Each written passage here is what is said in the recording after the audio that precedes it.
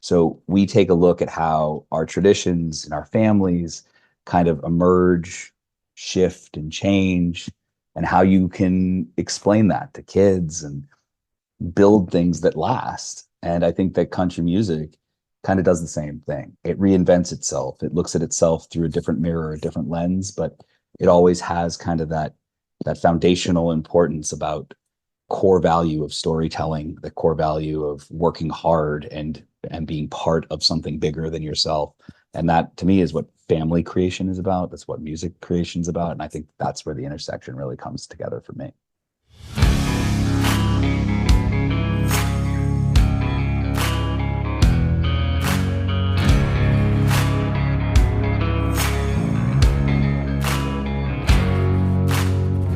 This is Country Music Dads, the parenting podcast with a twang. We're bringing you highly subjective, sometimes questionable, but always 100% authentic country music analysis, as only two dads in the trenches of modern parenting can do it. My name is Dave, and I'm a country music dad. My name is Mick, and I am also a country music dad. And thank you for joining us. Today, we welcome to the show our very first guest, Donnie C. Cutler, who runs the Country Cutler Instagram account and Substack newsletter. He is a writer and ambassador for the LA country music scene, and most importantly, a dad. But before we do that, let's just start the show like we always do. Dave, what has been going on in your world?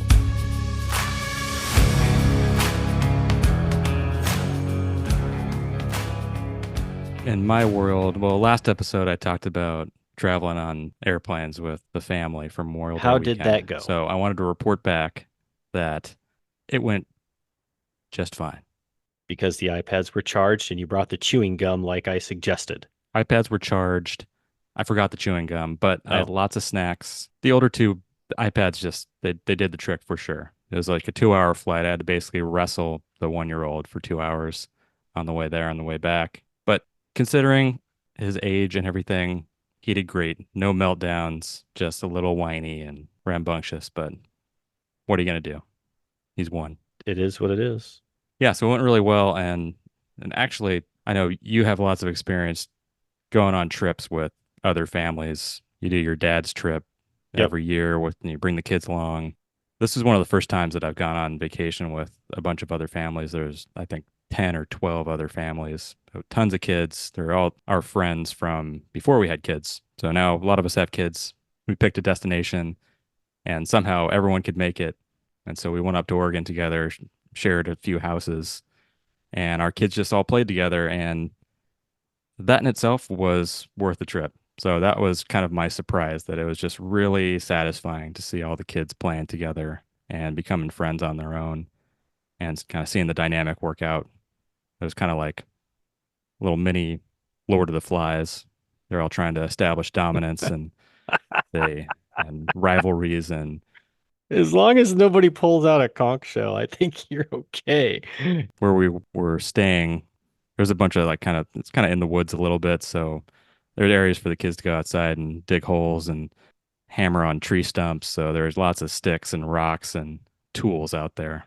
I could not tell if any of the tools were as symbolic as the conch shell. It is fun just watching kid dynamics play out. I mean, it's just fascinating because it just happens naturally.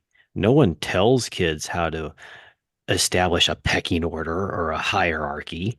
It's like a wolf pack. And there's life lessons come out of all of these little interactions, because you're right. It's whether it's in school or their sports teams or just this vacation, they run into conflicts. They find people they really like. Right. I mean, yeah, you got 10, 12 families, you're going to have new best friends and you're going to have new frenemies and you're going to have new people that just you don't get along with. And then the kids are going to have that whole version, themselves as well. Yeah, exactly. Exactly. Yeah. It just doesn't matter what group or how old you are. You could be under 10 or under 7, like all the kids on this trip were, or you could be all in your 40s like most of us were.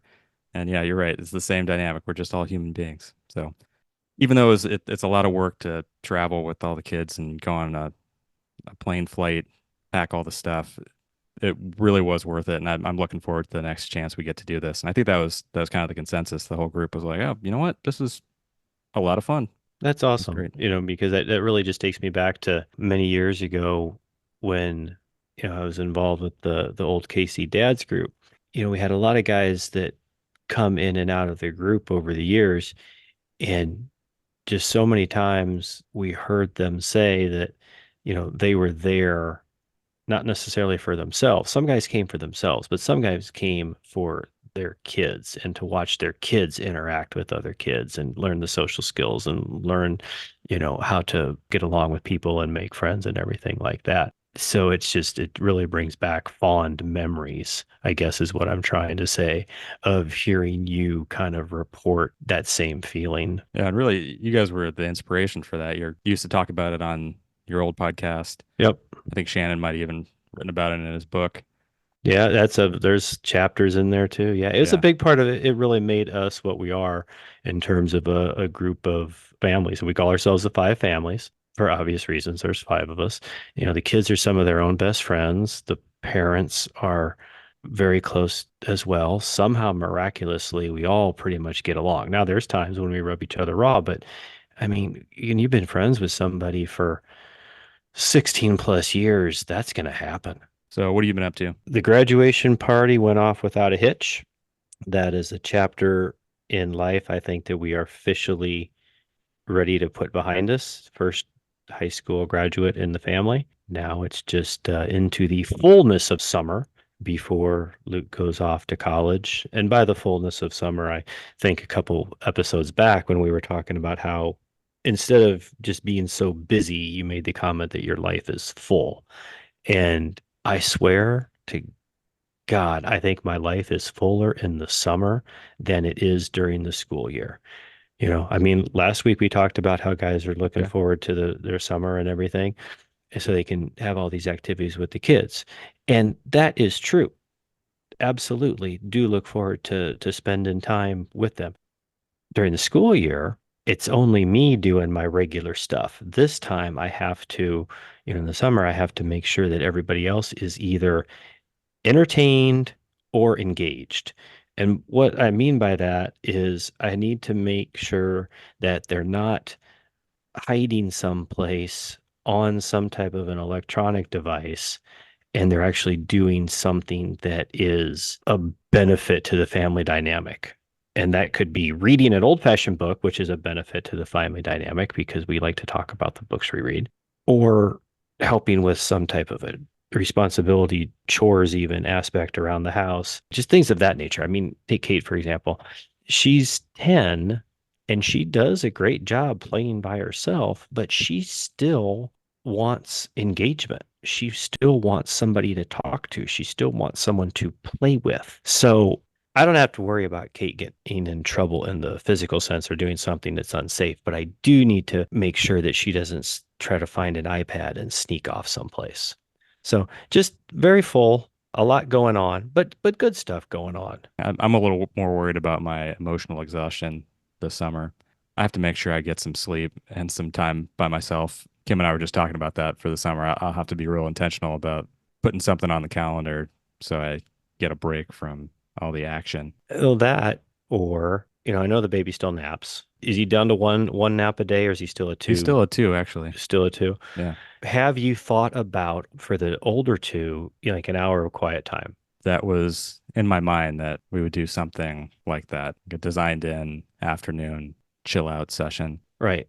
Yeah. Anything where you can just find yourself a few moments to do what you want to do, whether it be checking out on your phone, reading to yourself, or cleaning the kitchen. Because, yeah, at that age, they want and or crave and or need a lot of engagement. And it will burn you out if you don't take steps. Yep. By the time this episode comes out, I'll be in my first week of that. As master of ceremonies? As master of ceremonies, yep. Love it. All right. Well, so Dave, that's pretty much like I said. Summer's been full. Life's been full. Life is really full right now because we have the opportunity to bring on our first guest. There's almost like we've made it standpoint that we feel comfortable enough now in the podcasting realm that we got a guest. I'm really feeling really, almost giddy and excited about that. So I told everybody earlier who our guest is going to be, but you know him way better than I do. Our guest this week is Donnie C. Cutler. Donnie is a fellow Angelino. We crossed paths out here in LA. Actually, we crossed paths first on the internet. He was purely an internet friend. We were both writing about country music, just came across each other's articles. He is better known as Country Cutler on Instagram and on his new Substack newsletter where he reports on country music. He is a consistent presence in the LA country music scene, and he's also a dad. He lives in suburban LA with his wife and 2 boys, and he is the perfect first guest for our podcast. So I'd like to officially welcome Donnie C. Cutler to the show. Well, thanks, Dave and Mick, for having me. I'm real excited to be here to talk a little bit about country music and dad life. Pretty good to be here. Pretty excited. I too am just a bit giddy. A long-time listener, first-time guest. So it's great to be here. So thanks for having me. I'm real excited. Well, we're just so glad that you said yes to the invitation. I may have asked early on in the process. Yeah, so I don't know if it's so much of an invitation or you guys just kind of gave in a little bit. So I appreciate it. Maybe a little of both. Maybe. So Donnie, one of our recurring segments that we wanted to include you for is something we like to call the Dad Life Sound Check. Each week we share just a song that is hitting us, and usually it's an opportunity for us to share a little something about what's going on in our personal dad lives. And so as a fellow country music dad, I'd love to hear what you're listening to. I actually have the perfect song for it. A friend of mine just came out with her latest single. It's called Monsters by Molly Cruz. Molly's a singer and songwriter here in Los Angeles, and she's one of those people where I'm just going to be happy to say that I knew her when. And her music is beautiful, and this song in particular really hits a chord. Many more than 3 of them have the truth, to be honest with you. It's a really powerful song about being there for someone, letting them come cry on your shoulder and making everything okay. Lay your heavy head against my shoulder. Dry your eyes, it's gonna be okay. And as a dad and a parent of any kind, I think we can all kind of understand the urge to fix things with complicated and convoluted solutions, but sometimes it's just as easy as giving a hug and taking a couple deep breaths with your kids. My oldest has been having a go of it lately, and the lights go off in his room. I tell him a story, and he's been putting his head on my chest to kind of fall asleep and relax. It's nice because it hasn't been like that for a while, and he's a 9-year-old. Oh, he's a big guy too. So, sometimes it just feels like that was past. We missed some of that, and as complicated life can be, being able to just simply have him put his head down and kind of relax, and I can feel his body kind of calm down. And the end of the night for him it's important to me. It's important to him. The song really hits that right on the head. It's really great. It's powerful. And I know that it's probably not a solution that you might have, Mick, with your older kids. But for me, it really is hitting home right now, especially as my oldest is getting possibly too old for that. So as we're transitioning to that next life stage, it feels good to be able to still do it. And the music's really great. It's a beautiful song. Has anyone ever told Molly that she sounds a bit like Alison Krauss? Yeah, I've definitely heard a little bit of that. Okay. Yeah. That's the first thing. I almost thought it was her when I was listening to it. So that was kind of cool. That was awesome. You talked about the way things, even with my kids being older, this song still had one line in there that I was particularly drawn to, where she says, all the scary things will make you bolder. And I find myself constantly using that line on my kids, whether it's my little one or whether it's my teenagers, because it's just so true. When they're little, it's like the really scary monsters in the closet aspect. But then when they get older, as they're spreading their wings and just learning new skills, driving, for example, they're still nervous. They still get that feeling of dread. And I just constantly point out, I'm like, listen, this is going to, once you push through this, it's going to make you stronger. So it was just nice to hear that line. That really kind of spoke to me. The bedtime routine, I'm not usually a part of that in our house. That's kind of Kim's territory, because by the time bedtime comes around, I am pretty checked out. And I don't know if I have the patience to kind of sit there and work them through the big feelings and stuff when they're at the end of the day also. So Kim takes that, and so she gets a lot of those like really sweet moments with our oldest, who is 6. It's cool that you're able to still kind of hold on to that. Although I will say she's the one that kind of talks him through a lot of his issues that come up that he might not tell me about, because it all kind of comes out at the end of the day. But when they wake up scared in the middle of the night, they're still calling for me. I guess when there's the scary real monsters under the bed, they're still calling for Dad, for my strength and power. I'm not laughing at you at all.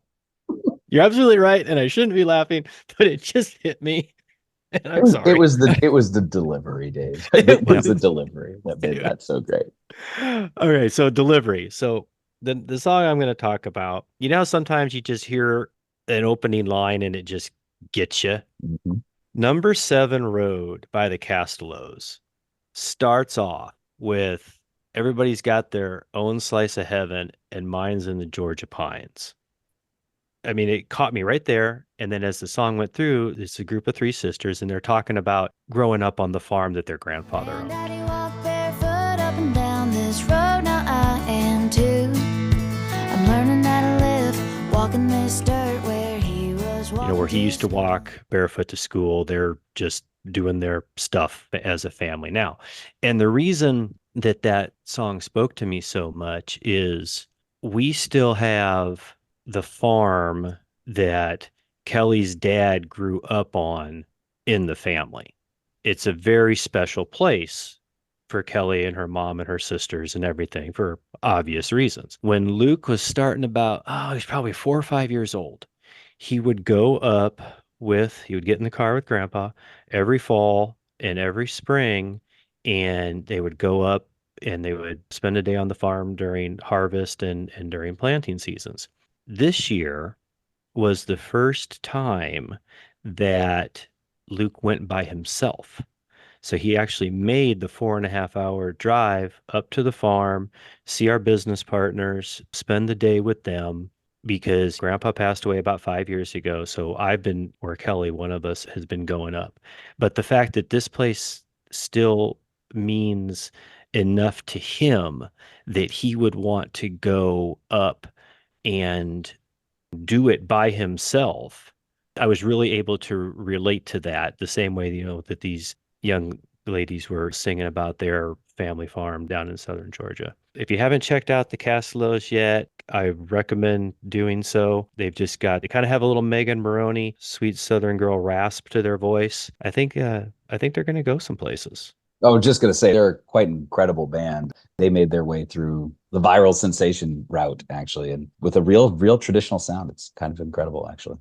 So for my Dad Life sound check, I picked a Cody Jinks song. Donnie, I was telling Mick before you came on that I just went on vacation with the family. It was actually a really positive experience despite kind of the stresses of traveling with the little ones. But it did take its toll on me. I was really craving a night away. And so really last minute, I ended up seeing Cody Jinks at the Greek Theater on Sunday night. I think Mick was a little bit offended that I didn't give him a heads up that I was going until I just started going live on Instagram, our joint Instagram account. All of a sudden, there's all these new reels about Cody Jinks in concert. And I'm like, where are these coming from?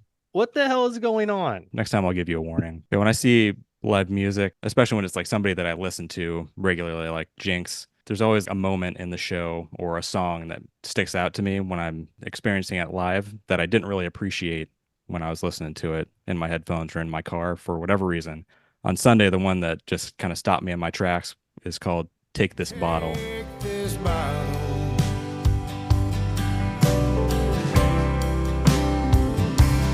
And just walk away.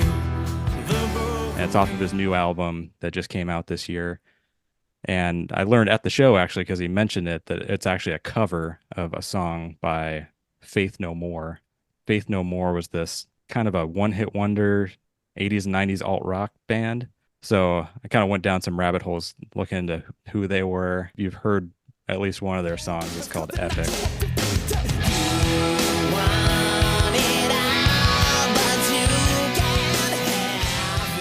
They played it all over the place.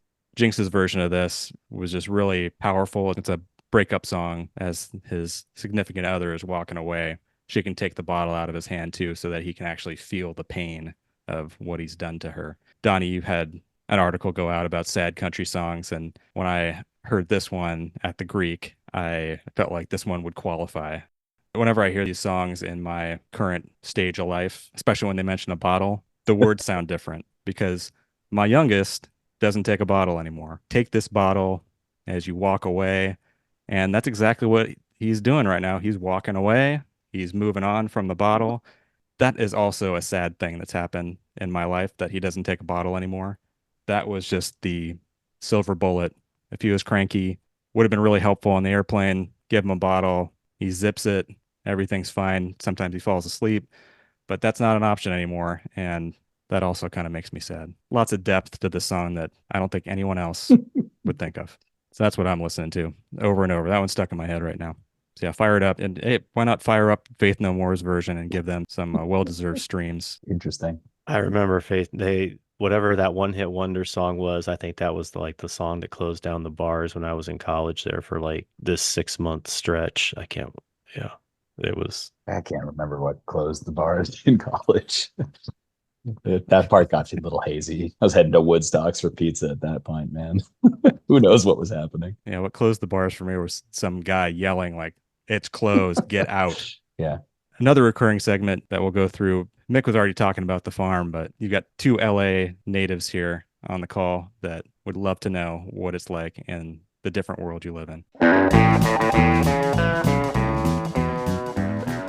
The different world that I live in right now is strawberry season and cherry season have fortunately and unfortunately come to an end. Fortunately, they've come to an end because pitting cherries sucks. Unfortunately, it's come to an end because fresh cherry pie is awesome. But pitting the cherries takes a long time. Do you have one of those pitters? I do not, because these are sour cherries, Donnie, so they're not very big. I've always been afraid they just wouldn't work because they're too small.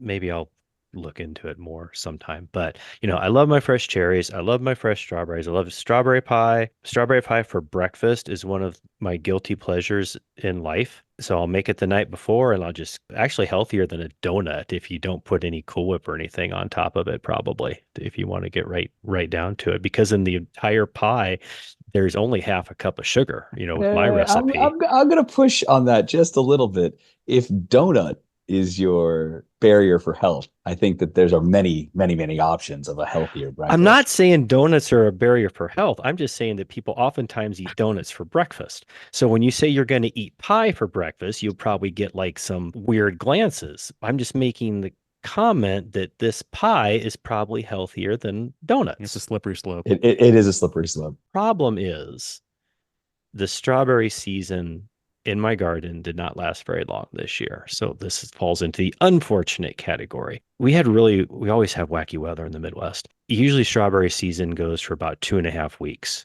in my little patch. This year, it only went for about 1.5. So there just weren't as many strawberry pies. And if you ever watch Dude Perfect, that's unfortunate. There's a lot of Dude Perfect in my house.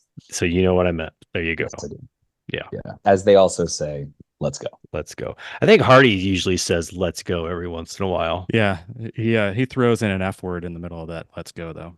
I can't do it. I want to keep. Let's fucking go with the Hardy report. There. Yeah. Well, it was a well-placed F word, Mick. Well done. Yes, on to the Hardy report. And I realized that I haven't really talked about why I'm talking about Hardy in a while. So for those of you new to the show, I identify as a Hardy super fan and fanboy, the preeminent West Coast Hardy apologist. And yes, fanboy, perhaps, in other words. So it's my mission each week to give you way more information about Hardy than you ever needed. This week, I'm actually going to share kind of a personal story. It's about how Hardy has actually positively impacted my physical health. So a few years back, I went to see Hardy up outside Sacramento with my sister-in-law and her husband and my wife.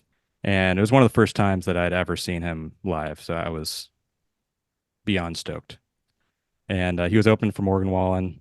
We went to the show, And, actually in the week leading up to the show, I had gone to my doctor because for years, probably like 4 or 5 years, I'd been experiencing this pain in my upper right stomach area.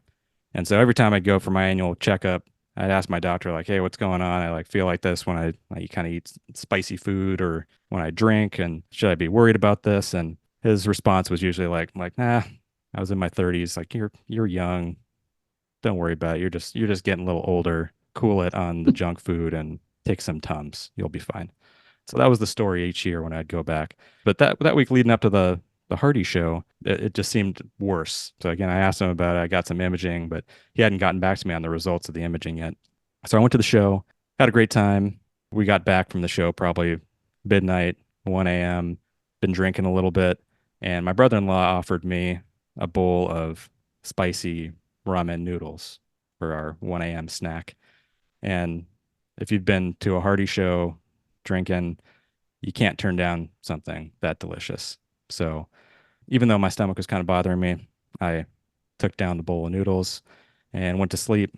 And then in the middle of the night, I got the worst pain I think I've ever experienced in that upper right stomach area.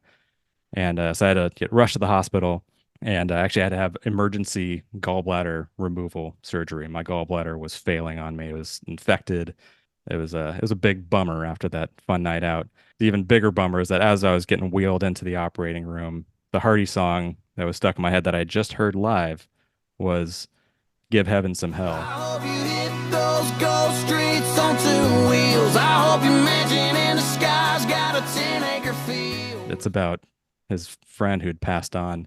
It's not the kind of song that you want in your head as you're getting wheeled into surgery, about to be put under. I'm sorry to be laughing, but you're absolutely right. But and because it's so true, it's making me laugh, and I'm sorry for laughing, but I yeah. know, it's like your brain in stressful situations like that. It's like that's the worst thing that I wanted in my head. Like a Hardy song to like fire me up for the surgery would have been fine, but not that one.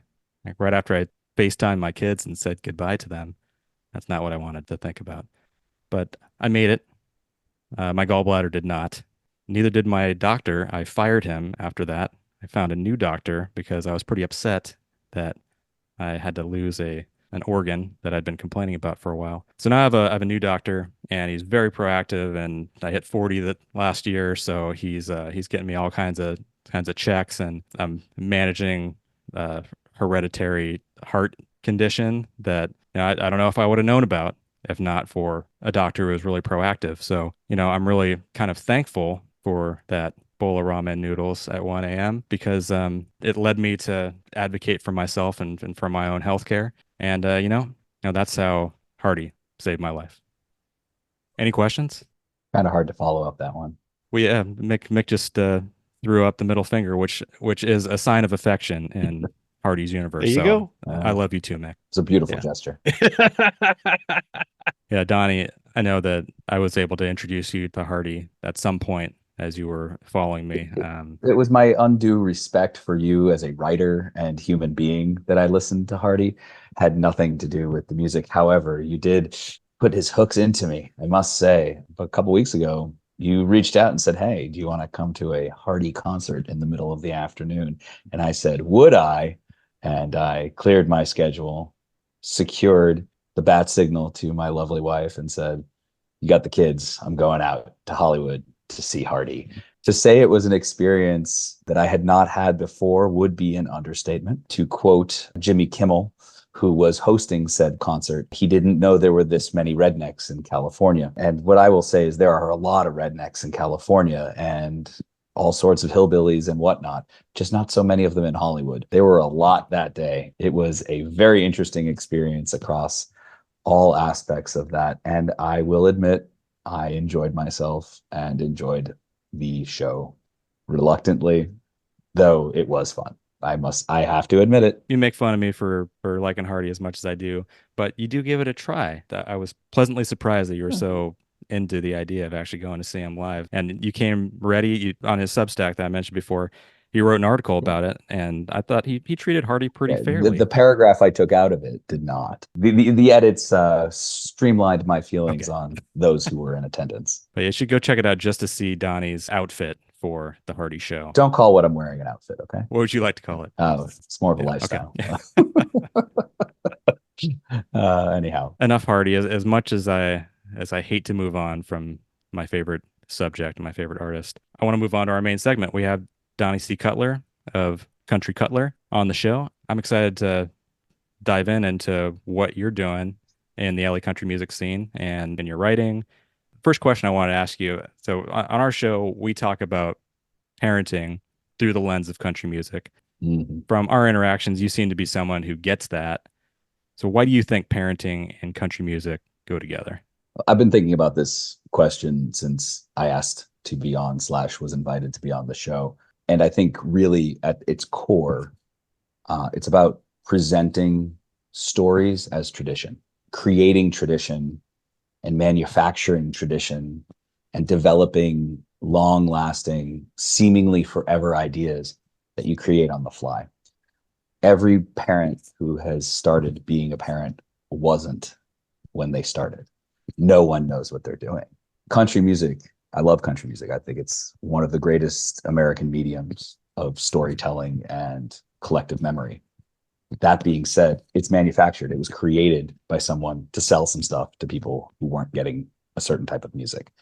And all of the tradition and all of the things that were put into it were created at some point that became sacrosanct. And I think that the storytelling and the tradition creation are very similar when you talk about it from country music. There's a great quote from one of my favorite books. It's called Creating Country Music, The Fabrication of Authenticity by Richard Peterson. The line goes, "We will explore the emerging idea of tradition as a renewable resource."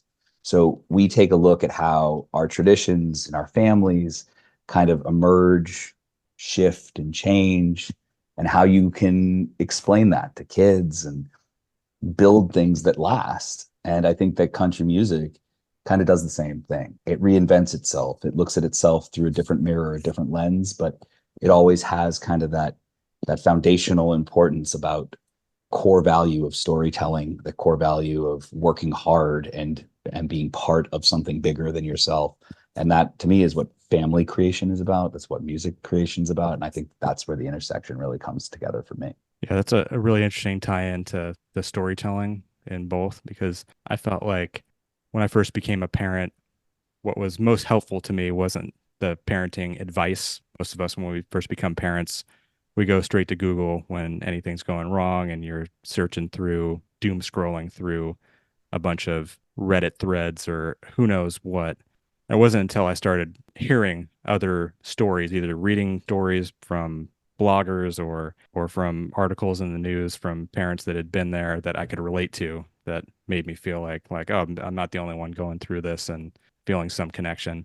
And so I think that country music kind of does the same thing through its storytelling. The songs that mean the most to me, when there's a story connected to it that either has some meaning to it, or that I've been through, or that triggers some memory or one of my own stories about whatever I'm going through. Yeah, Dave, I think your comment there about being able to relate to something is, for me, kind of the key. When you and I started spitballing this show last year, one of us made the line talking about, are we parenting because of the song we hear, or is the song that we hear the reason that we're parenting? Chicken or the egg philosophical question. Yeah, depending on where you are in your life, you can find something that you can relate to in country music because of the different storytelling that the artists share with us. The story is what got me, to be honest with you. I started listening to country music reluctantly, as many who would not have grown up with it may have, because of kind of the false idea that country music is just what's on the radio. And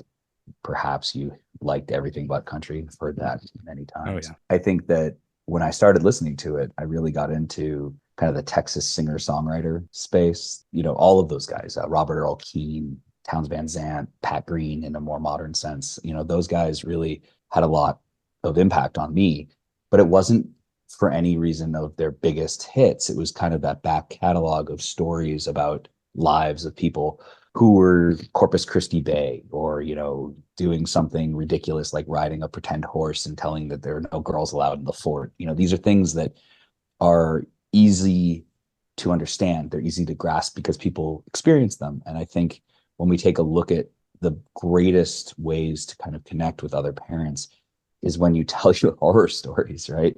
Absolutely. Because you're in it together. And I will readily admit my failure as a father in this particular story. I threw out the car seat when the kid puked in it. It was just like, well, we're going to get another one. It was out the door. I have never seen so much vomit in my life as there was in that car that day. I was flabbergasted. It was kind of warm. The windows were open. My kid's like, my belly hurts. I was like, okay, we're almost home. We'll be right out. In the driveway, man, in the driveway. It looked like The Exorcist on the inside of my car, the back of the front seat. There was stuff on the windshield, and most of it went down his shirt and into the car seat. And there are deep crevices in car seats. And I was flying solo with him that night. And so the car seat sat in a hot garage for about 4 hours before I could get to it. There are very few things I just can't do. And vomit is one of them. I just can't do it. I can deal with it with my kids. I can deal with it and like really get my teeth together and keep going. But this night was like, hey, Mom, you got that extra car seat still? She's like, oh, yeah, no problem. I was like, I'm going to come over and get it now.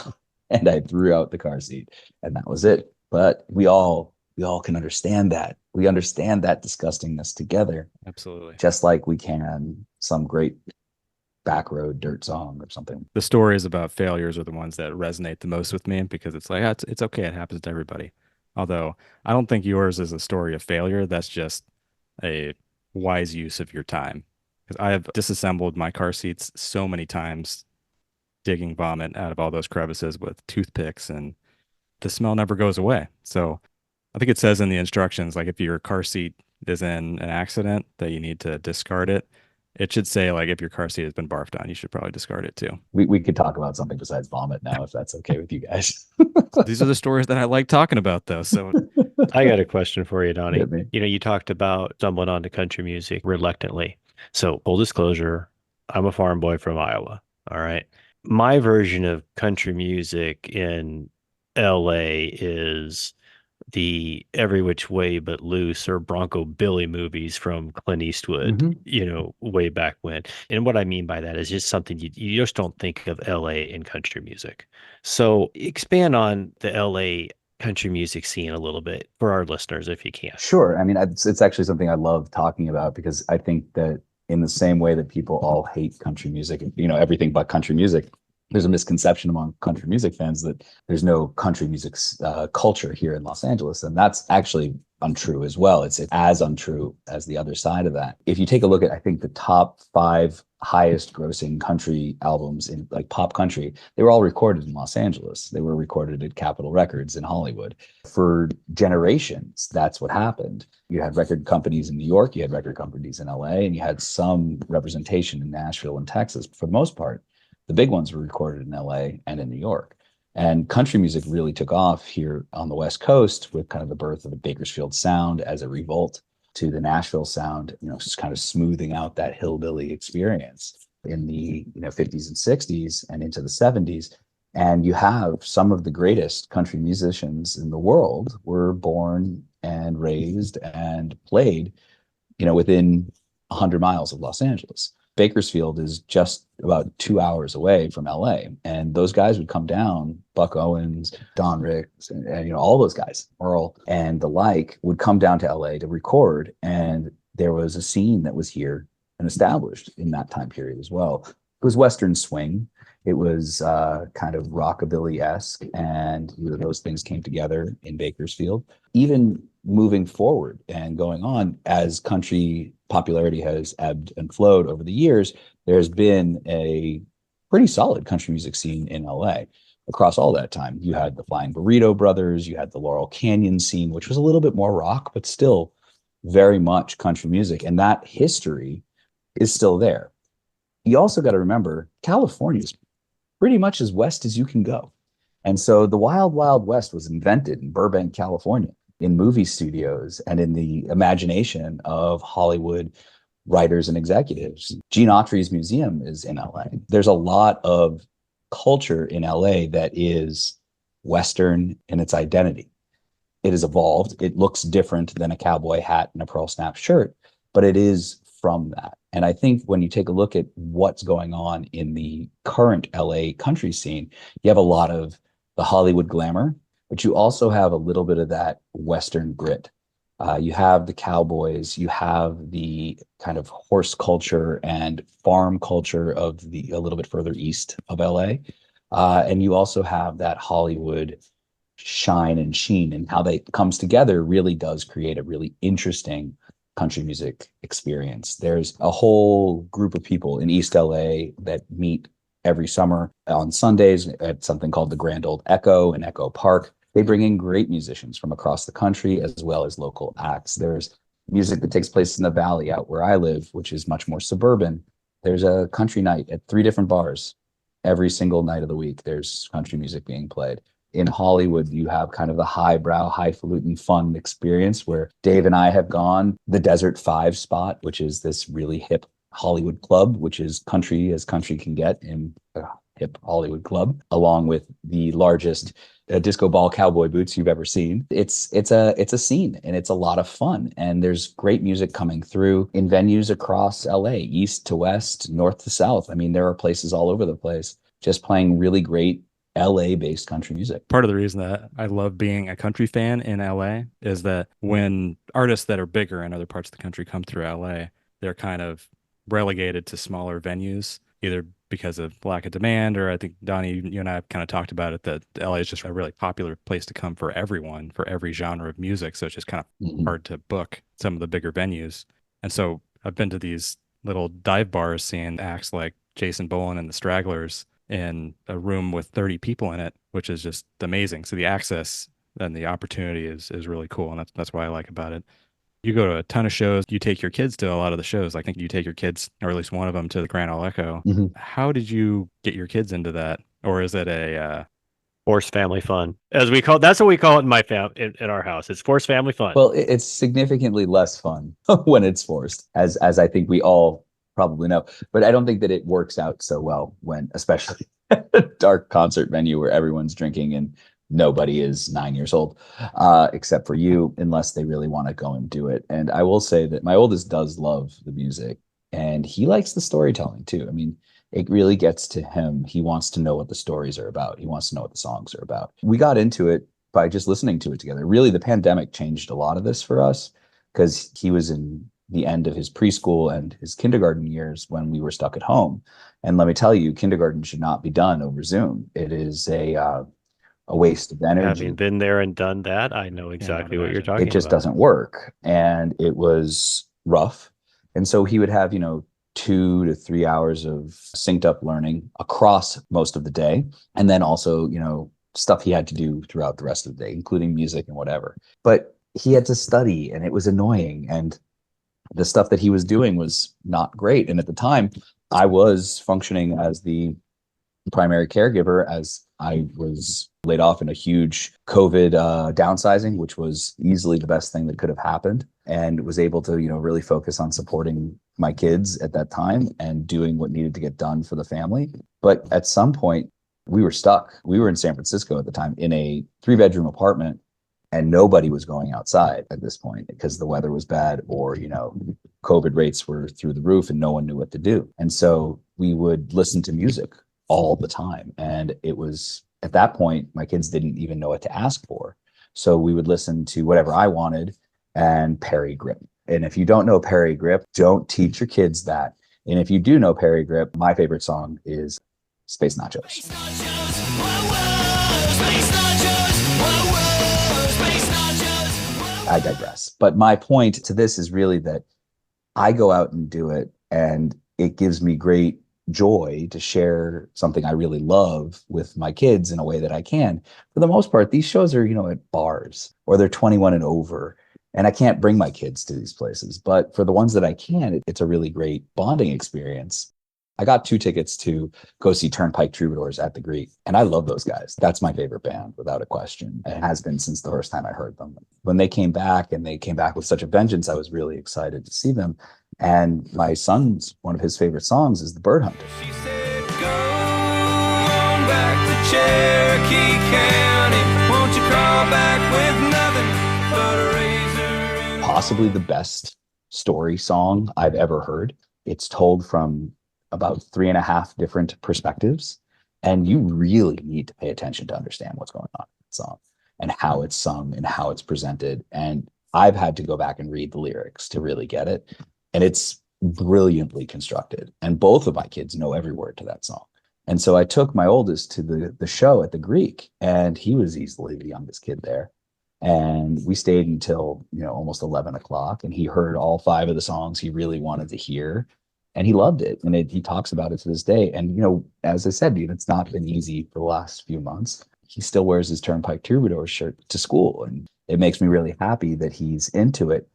As a parent, if you share something that you love with your kids in a way that is inclusive, they're going to love it no matter what, because there's some level of connection that you can't get past, even when things are really rough. Sharing a passion and showing passion as a parent for things that aren't the most important things in life is a good lesson for kids, is that they get to see that you value other things. You value art, you value reading, you value music, you value cooking, whatever it may be. There's deep lessons and, empowerment to like what you like and stand by it, especially when it's something like country music in a place like Los Angeles, where that may not be what everybody does. Speaking of things that not everybody does, I recently found out through your conversations at the Hardy Show that your dad was the primary caregiver way back in the day, like Dave and I are to this day. I can only imagine what that must have been like. It kind of brings back that old Barbara Mandrell song, I was country before country wasn't cool, because being a primary caregiver who was a guy, it's niche now, but I can only imagine that it was like unheard of back then. Yeah. So just share a little bit, if you can, what it was like growing up with your dad being the primary caregiver. Yeah, it was normal for me. I mean, that's it's normal for right, me. and It's normal for my kids too. So I completely understand that part of it. Yeah. Looking back at it, and what Dave was saying earlier about Kim putting the kids to bed, my mom put me to bed till I was in middle school, really. And she would come home from work, and my dad would be the guy at home. He made lunches, he got us off to school, he took us to Hebrew school, he took us to sports, he took us to play dates, whatever it was, he was there. And that's what he did. He had a small catering business that he fostered, and it grew as we grew older here in LA. But 95 to 100% of the time when we were really young, he was always the guy who was at home. He was always the person at home. That was just what it was. That was just normal routine for me. Thinking way back to before I really kind of had solid memories of it, I remember probably right after my sister was born in 86 or 87, there was a story in the local paper about my dad being Mr. Mom. And, the nomenclature, I think, is the kind of the biggest shift. And the idea of a primary care provider between parents would have been just language that never would have been uttered. The idea that was what would happen. To me, what it taught me is that you got to balance the work at home. My dad took care of most of the stuff, but my mom also was very much involved in every aspect of our lives. She had a high-powered executive position for her entire career. She was a lawyer. She worked at Disney. She worked at ABC. It wasn't just some easy gig. She was working very long hours, very often far away from home, for weeks on end. And my dad was holding down the fort, and that was his job too. And it was, a partnership. And I think as I'm looking at what I learned from it as a dad and as a husband, we're in a 2-income home because that's what we need to do. And we share responsibilities. And it's not a question of a mom job or a dad job. It is just a job that needs to get done. I have said that so many times over the years. It doesn't matter who drives the car. The car needs a driver. Mm-hmm. What makes the most sense? Amen, man. What you're saying too about how it's made you value and think about the balance of the work. Even if I were to go back to full-time work at some point, I think my perspective would just be so different. It makes me want more guys to have that opportunity, actually. I think a lot of guys like yourself had that opportunity during the pandemic, got laid off or were forced into taking on more of the responsibility at home. And having that experience is so valuable for the household. So that's something that I'm always going to be thankful of for this phase of life. And I think that it's, I would hope, I don't know if this is true, but, and actually I do know that it isn't true. It still is a very significant problem that, women do take on a vast majority of the housework, even when it is two income homes or, in other situations that would be, considered, non-traditional gender distribution of labor. But it really would be better if everybody did more, right? If those of us who are fathers in homes with mothers do more. There's always something else that needs to get done. You can't always do it all. You can't do it all, period. But you should do more. If that is just doing more somewhere else, then that's what it is. And at some point, you have to take that on. And that's what equality is about. It's not always being 50-50. Some days it's 60-30, and somewhere that 10% falls off. And you just got to live with it. That's what it is. Some days I'm at 80% and my wife Abby's at 20. Other days I'm at 10, she's at 90. And that's just what it is. And so that, I think, is probably the biggest influence on my approach to marriage and parenting, was that my parents were open about what needed to get done. They talked honestly about it. And I think that's something that it was probably not very common then. I think it's more common now. I'm 41. My parents, brought me up in the 80s. There were no other dads at elementary school pickup, period. There were no other dads on the field trips. But my dad was always there, and it was really cool. And I liked it a great deal. But it didn't mean my mom wasn't involved or, absent. She was an active mother. She wasn't my father, and my dad wasn't my mother. They played their roles for me. And that type of a conversation that's open and not expected, I think is important. We have to have these open conversations for it to work. And that, to me, is really what I took the most from their relationship. It's actually their 47th wedding anniversary tonight. And so they're out celebrating, and I'm, it's a really impressive example that they have given to me. I hope to live up to it and learn from it. Do you have any other questions for Donnie, Mick? I do have some questions for him that we're going to hit last. We've talked a little bit about the LA country music scene and everything, and we kind of talked about up and coming and more independent artists. Share your mission, and we'll wrap this show up with a lightning round for you that we'll have a little fun with. Excellent. Well, thank you, guys. I really appreciate the platform and the opportunity to kind of talk about the mission part of this. I think it's important that country music thrive, and for that to be able to happen, there needs to be a really wide diversity of sound and experience in country music so that it can grow and evolve while still remaining very true to its roots. To me, that's the core of what I'm trying to do. I like sharing music with people. That is really what I love. I like finding things that no one's ever heard of. I love hearing about things I've never heard of.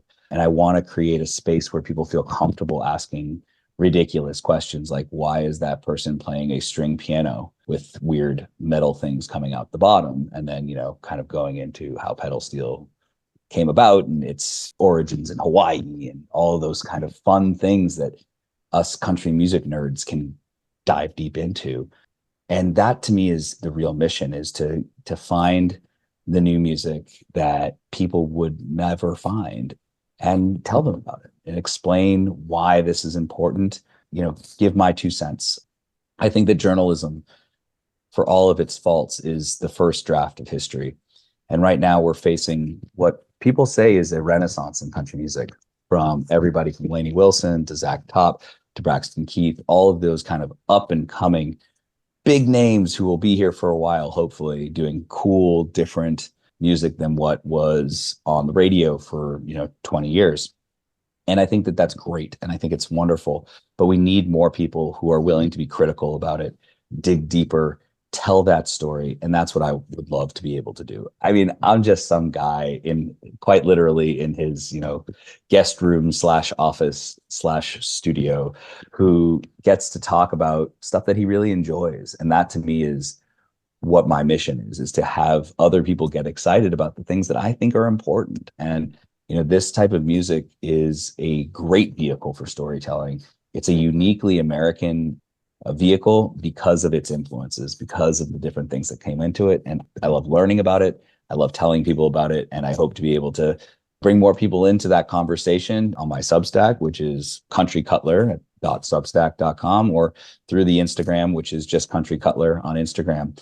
I also write for a couple of other publications, including Saddle Mountain Post, which is a really cool publication that kind of touches on all of these missions. And I've worked in the past with a few others, including Honky Tonk Times.